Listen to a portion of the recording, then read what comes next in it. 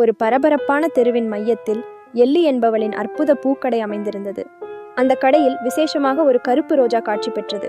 அந்த கருப்பு ரோஜா மறைந்திருக்கும் கண்ணீர் போல காட்சி அளிக்கும். பறந்து செல்லும் போது அது 1000 கர்வங்களை கொண்டு வரும்.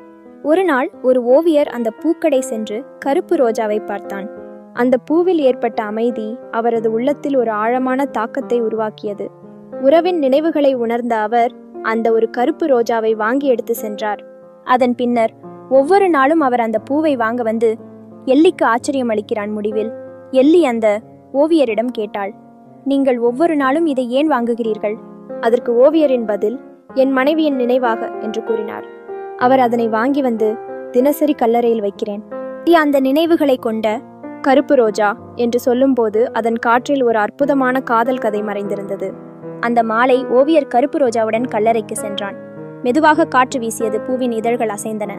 அதுபோன்றே அவரது மனைவியின் பரிமாறிய நினைவுகள் சுற்றி வந்து மனதில் ஒரு அதிர்வை ஏற்படுத்தின. இந்த அனுபவம் அந்த ரோஜாவுக்கு களஞ்சியமாகின்றது.